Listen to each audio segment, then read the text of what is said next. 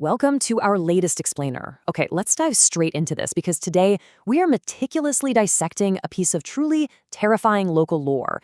We're taking that incredibly mundane, everyday act of walking home from school and looking at how it transforms into a total masterclass in creeping dread.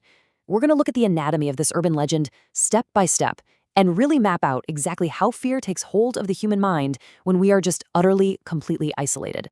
So, let me ask you, have you ever walked alone in the dark? You know that feeling, right? Think about how the shadows just seem to stretch a little further than they should, how every sudden snap of a twig or weird gust of wind makes your heart race just a fraction faster. It puts you in this incredibly vulnerable, suspenseful headspace. And honestly, that universal, primal fear of the dark, that is exactly the foundation our source story built on to create pure terror. Section 1. Midnight at the Library. To really understand the suspense of this event, we've got to start chronologically. And we're starting in a setting that is inherently safe. It's a school library, kept open late for final exams. Totally normal, right? At 6 p.m., our protagonist arrives to study. Usually, by 8 p.m., they'd be packing up and heading home, with plenty of other students still milling about the campus. But tonight they get so intensely absorbed in their exam prep that time just slips away. Suddenly, it is 10 p.m. And at 10 p.m., there is absolute suffocating silence in the building. They are completely alone. They've only got about 10 or 15 minutes of work left, completely lost in their studies. But then, that absolute silence is suddenly shattered. They hear a sound. It's a very distinct, rhythmic sound. Someone is limping. Just the slow, dragging sound of a limp echoing through an entirely empty library. It is such a chilling sensory detail, and the tension immediately spikes.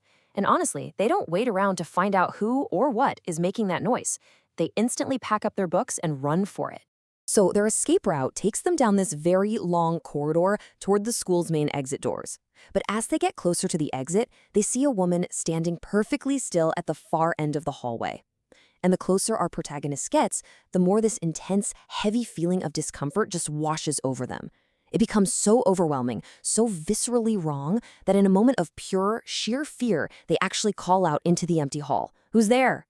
And the very second those words leave their mouth, she vanishes, just gone. The protagonist breathes this massive sigh of relief and practically shoves through the front doors out into the night. Section 2. The empty street. So they've escaped the claustrophobia of the school, but out in the open air, the unsettling environment only intensifies. Our protagonist is battling deep exhaustion now, barely even able to walk properly. And as they step onto their usual route home, they notice something deeply wrong. Usually, normal nights on this street are very busy. Even late at night, you see people walking around. But tonight, it is strangely, completely empty. The silent reality they've just stepped into basically strips away any hope of safety in numbers. Section 3. Face to face with fear. Okay, we are now entering the absolute most harrowing part of the legend. The protagonist is nearing home. They're just staring at the ground, desperately hoping to make it to their front door. When suddenly, a shadow stretches out onto the pavement right in front of them, even though literally no one was around seconds before. When they lift their head, they see a woman walking ahead. But she's moving unnaturally slowly. She looks like she's disabled and having immense trouble moving. And because her pace is so sluggish, the protagonist catches up to her almost instantly. And then comes the horrifying visual realization. She's wearing these tattered, dirty clothes. Her hair is a messy tangle. And worst of all, her hands and her feet are physically twisted. Stopping dead in their tracks, the protagonist is hit with absolute shock. Their gut is just screaming at them, warning them over and over not to go a single step closer to this twisted figure. The woman asks a strange question, one so bizarre the protagonist doesn't even know how to answer it. Their brain just goes completely numb. They don't even have the courage to overtake her and walk past. It's like they're trapped in a waking nightmare. This paralysis rapidly builds into this explosive sequence of panic. First, they're frozen in pure fear, totally unable to utter a single word. In a desperate bid to just make her go away, they just point far, far away into the distance. And miraculously, she actually complies. She limps toward where they pointed until she is completely out of sight. But terrified she might suddenly reappear out of the dark, the protagonist's survival instinct fully kicks in. They sprint. They run as fast as physically possible, with their brain totally obsessed with one single thought. Find a car, find a person, find absolutely anyone who can help. And then, just as they are running for their life, a sharp, terrifying scream echoes from far away in the dark. A woman's voice shrieking into the night. "She is here!"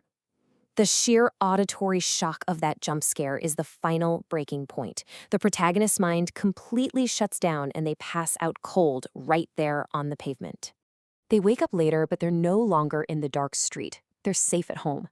They find out they were actually rescued by a neighbor who just happened to find them lying unconscious on the ground. And at this point in our explainer, the narrative shifts dramatically. That visceral monster chase we've been tracking, it drops away, and a deeply tragic revelation takes its place. Section 4. The Ghost of Agatha. Because to understand what actually chased our protagonist, we have to look at the epilogue of this urban legend. The crucial point is grounded right here in a specific year, 1998. This is when the horrifying events of the present connect back to a very real historical local tragedy. You see, this myth wasn't born out of thin air. It was born out of profound grief nearly 3 decades ago. The neighbor explains that back in 1998, there was a 32-year-old woman named Agatha. And Agatha had a 10-year-old daughter who attended the very same school our protagonist was studying at, Eden Hill School. One day, while the young girl was playing with her friends, she suffered a horrific accident and died. Agatha was completely broken by this. She couldn't bear the thought of losing her child, and she essentially died inside from the overwhelming grief. Ever since that tragic accident, the ghost of Agatha has been seen roaming around Eden Hill School and the surrounding empty streets. So that twisted, limping figure with the messy hair, it wasn't a monster at all. It was a grieving mother, forever wandering, just hoping to be reunited with her lost child once again. Which leaves us right here. We've traced the anatomy of this legend from a mundane library study session through a gauntlet of pure, numb terror on an empty street, all the way down to the tragic grief of a mother wandering through time. It fundamentally changes how you look at the shadows, doesn't it? So I'm going to leave you with this final lingering thought from our explainer today. The next time you walk alone at night, stepping through the absolute silence, who is walking with you?